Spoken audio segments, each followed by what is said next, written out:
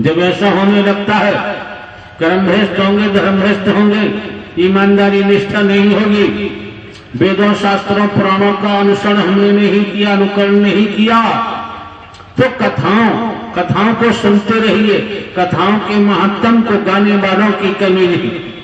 शंकर, ब्रह्मा, विष्णु, राम, श्री कृष्ण, देवी, दुर्गा, हनुमान जी, समस्त वेद शास्त्रों के कथाओं के महत्तम को सुनाओ, महत्तम को सुनाने वालों की कमी नहीं, लेकिन उन कथाओं का अनुसरण अनुकरण करना भी नितांत आवश्यक होता है। अगर ऐसा हम नहीं कर पाते हैं तो हम कर्म भ्रष्ट हो गए, धर्म भ्रष्ट हो गए, ईमानदारी निष्ठा नाम की चीज नहीं रही।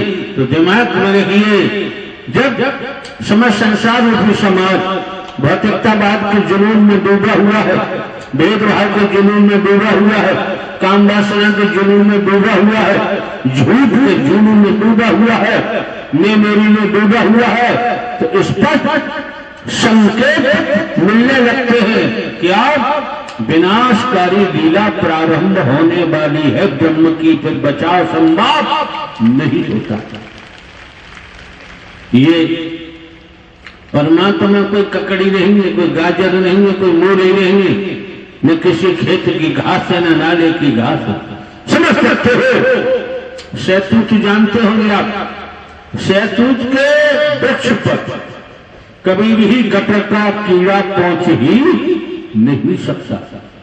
शहतूत जानते होंगे, अप्रैल के माह में बेहद वृक्षों पर होता है, खाओगे तो बहुत मीठा होता है। शहतूत के वृक्ष पर कभी भी गटर का कीड़ा पहुंच ही नहीं सकता। जिसने धन इकट्ठा करना, संगमरमर लगवाना, जाति पाति का विष घोलना, जो गुरु सदगुरु किसी प्लेटफार्म में कोई हो जो चमड़ी चमड़ी में फंसा हुआ है, वो गटर के कीड़ा से ज्यादा नहीं हो सकता। गटर का कीड़ा कभी शहतूत के वृक्ष में नहीं पहुंच सकता। और जब वहां नहीं पहुंच सकता गटर का कीड़ा, समझने का प्रयास करिए। और गटर का कीड़ा शहतूत की तरफ चले तो जिंदा रहे, तो पहुंच ही नहीं सकता, पहली बात है। इसी प्रकार तनिक समझे तो ध्यान रखो,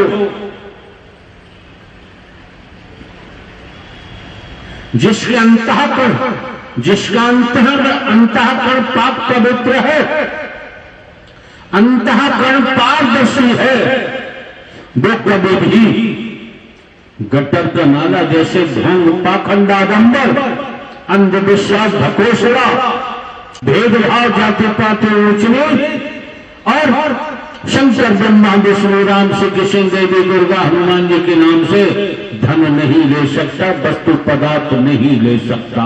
उसे लेने की जरूरत नहीं। वो जानता है मेरे साकार हरि ने पूरे भूलोक में वनस्पति को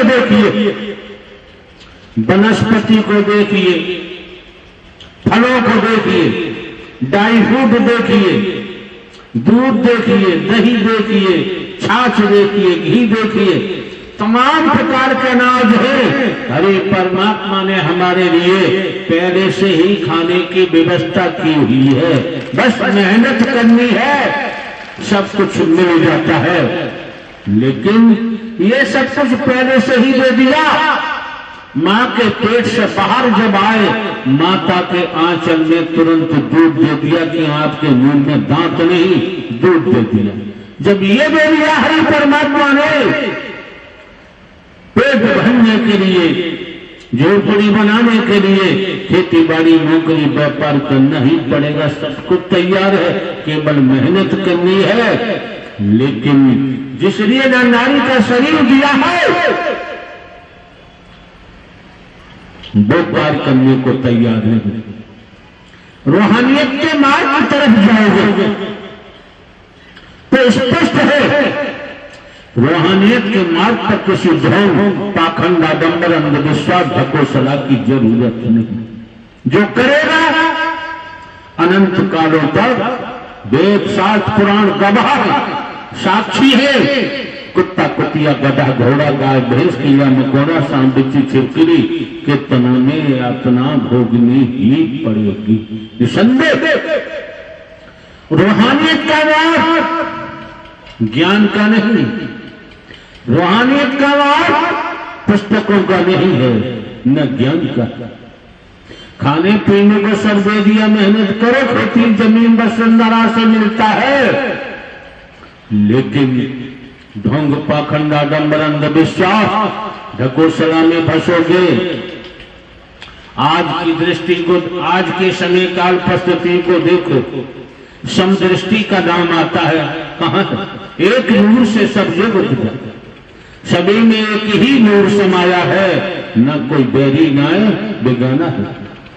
जब सभी में एक ही नूर है तो छुआछूत क्यों? जब सभी में एक ही नूर है तो छोटा बड़ा क्यों? जब सभी में एक ही नूर है तो दुश्मनी कहां है? नहीं है। लेकिन ये व्यक्तिगत स्वार्थ में डूब जाने के कारण है, कोई छूता नहीं। दूसरे पद और धन पाने के लिए भाई भाई का बैरी, व्यक्तिगत स्वार्थ के कारण दूरियां बढ़ती जा रही हैं, दूरियां बढ़ती जा रही हैं। जैसे एक बार दूध फट गया, किन्हीं कारणों से दूध फटने के बाद उस समय आप छाछ नहीं निकाल सकते, मक्खन लोनी नहीं निकाल सकते, दही नहीं बना सकते, घी नहीं निकाल सकते। जितने तत्व उसमें थे, छाछ के, दही के, मक्खन के, घी के, सब तत्व मौजूद थे उस दूध में। और दूध फटने के बाद न आप दही निकाल सकते, न आप लोनी निकाल सकते, न आप घी निकाल सकते, न छाछ बन सकता। इसी तरह से ये बेकारों में फंसकर हमने अपने जीवन में स्वार्थ के कारण अपने जीवन को फाड़ दिया, और फटे होने के कारण अब न हम मानव बन पाएंगे, न मानव बन सकते, न हम इंसान बन सकते, न संत बन सकते।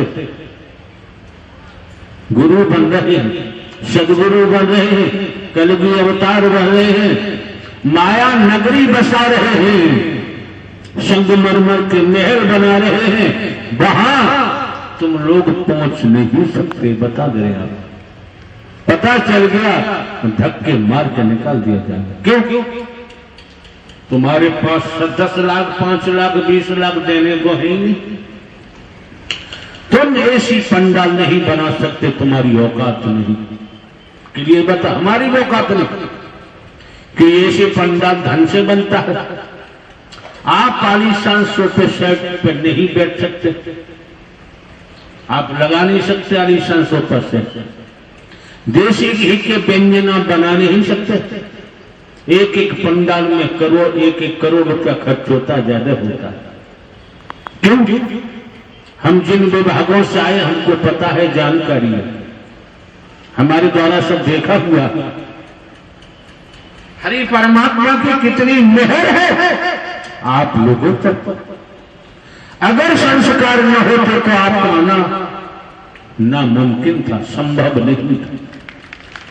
संस्कारों के कारण आपका आगमन इस मानव मंगल मिलन से ब्रह्मण्य समागम में हुआ। जब संस्कारों के कारण आए हो तो हरि परमात्मा कहां से दे रहे हैं? आपको ऊर्जा दे रहे हैं, आपको ऊर्जावान बना रहे हैं, जिससे दुनिया में रहकर आप अपनी पहचान बना सके। आज भी जग भ्रमित हो गए, आज भी भटक गए, तो श्रीमान जी अंधे आए, अंधे ही चले जाएंगे। क्यों? ये शरीर का अंत का किसी को पता नहीं। अंतिम सांस आए अथवा नहीं, ये मौका मेरा है, इसे समझने का प्रयास करो।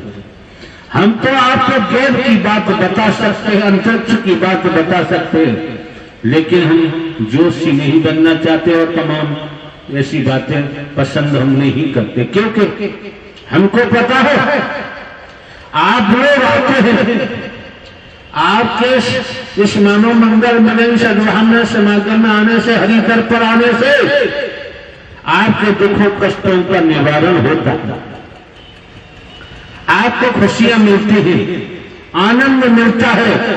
और यहाँ एक पैसा ढेला रुपया किसी से लिया नहीं जाता, यहाँ कोई टोटक, कोई गंदा ताबी टोटक किया नहीं जाता। आने जाने से ही आपके साथ रोगों का अंत हो जाता है, तो आप लोग यहाँ खड़े होकर बताते हैं।